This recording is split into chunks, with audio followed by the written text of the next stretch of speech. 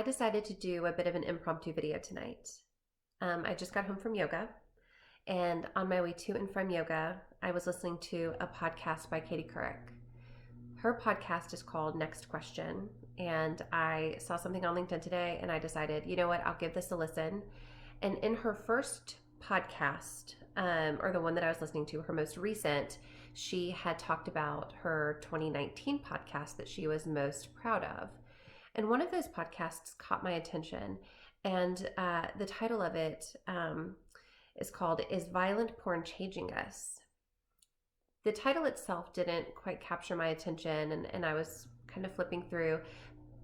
But something else that she said when she was introducing it was how the group that is most victimized by the cultural shifts or the cultural changes that are happening as a result of porn being accessible and showcasing violence against women, that group are today's young women. And I thought, I should really give this a listen. As I've been developing this idea for Betty's, and for those of you who are tuning in that haven't seen my other videos, my name is Jennifer Newell, and I am starting a women's healthcare company in San Antonio called Betty's. And this company will focus on younger women from period until family planning. So that's a little bit about what we're doing. But to this podcast, I've been trying to research women's healthcare topics that are really impacting this demographic. And I've been doing that for the past 3 years or so. And so as I was kind of thinking about, well, what do I want to listen to on my way to yoga? This particular podcast struck me. So here are a couple of stats that really stand out in this podcast, and then I'll get to the main quote that really hit home for me. So a couple of stats for you that I learned from this podcast. The first is that 88% of the top rented or top rated porn videos online depict violence against women. The second stat is that 1/4 of women have reported experiencing sex with a partner that frightens them. Not the partner, the sexual activity that frightens them.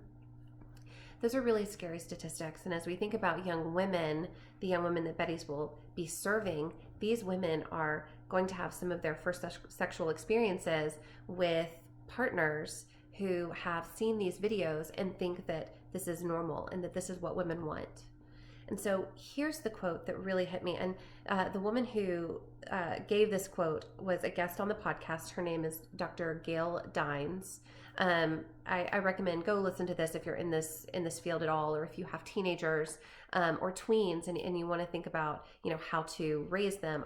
Go listen to this podcast. But here's what Dr. Dines said. And by the way, I'm going to use a swear word in this because I'm quoting her. So, if you don't want to hear that, then, just fast forward. But she says, my experience with young women is that they've got nobody to talk to. No one is helping them navigate this. They feel like they're drowning. And yet they're socialized in this culture to think that you have two choices. You're either fuckable or invisible.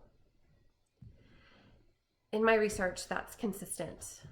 With the young women that I've talked to, that is consistent. That is exactly what Betty's is going to do. We are going to be that place where young women can come and they can feel safe. They can feel heard. They can share their experiences. They can learn what is safe and what is, I hate to say normal, but what positive sexual experiences should be like.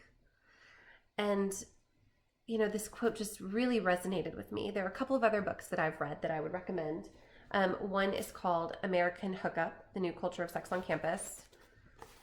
This one is by Lisa Wade. It also confirms this quote from Dr. Dines. The other one that I have read is called iGen by Dr. Jean Twenge.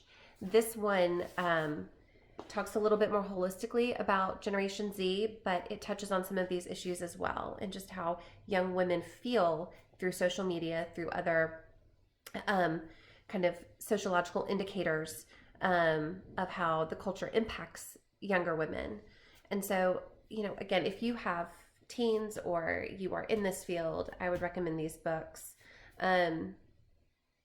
These numbers are scary, and I think we in the healthcare industry need to step up and be a place of safety for younger women and really help them navigate these transitions in their life. I would highly recommend this podcast as I suggested. So go take a listen to it.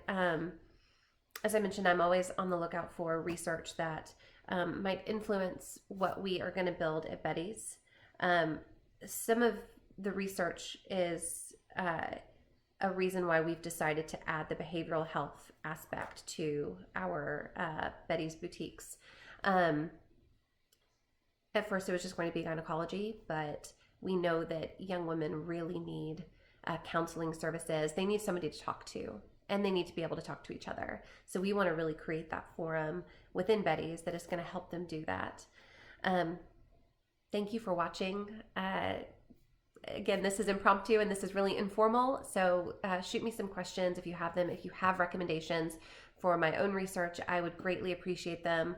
This one just really tugged at my heartstrings and hit a chord. So I wanted to share it all with you and hopefully get you to go listen to it.